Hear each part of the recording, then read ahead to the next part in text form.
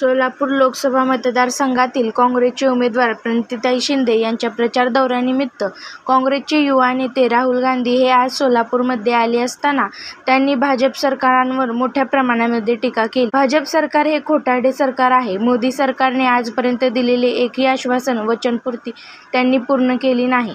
बेरोजगार तरुणांना दरवर्षी 2 कोटी बेरोजगार उपलब्ध करून देणार म्हणाले, परंतु या मोदी सरकारने भारत देशातील नाममात्र 10-20 उद्योगपतींना रोजगार मिळवून दिला आहे. असे चित्र सध्या भारत देशामध्ये दिसत आहे.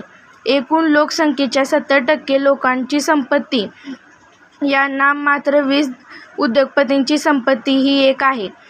70% जनतेजवळ जेवढी संपत्ती आहे त्याहीपेक्षा जास्त या 20 उद्योगपतींच्या जवळ जमा झालेली आहे.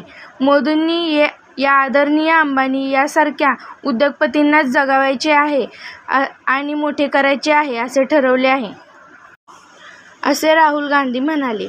काँग्रेस आणि गठबंध असलेले आमचे विविध पक्ष यांचे सरकार असल्यास आम्ही भारत देशातील स्त्रियांच्या बँक खात्यामध्ये प्रत्येक वर्षी 1 लाख रुपये आम्ही जमा करणार आहोत. दर महिन्याला 8,500 रुपये हे त्या महिलेच्या खात्यावर जमा करणार आहोत. या योजनेचे नाव महालक्ष्मी योजना असे आम्ही दिले आहे.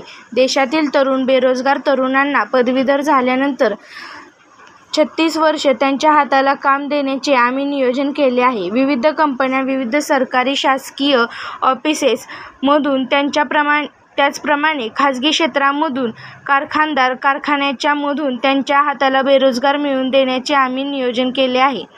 दर महिन्याला 8,500 रुपये त्यांच्या खात्यावर जमा होणार आहेत. शेतकऱ्यांच्या पिकाला योग्य भाव आम्ही मिळवून देणार आहोत.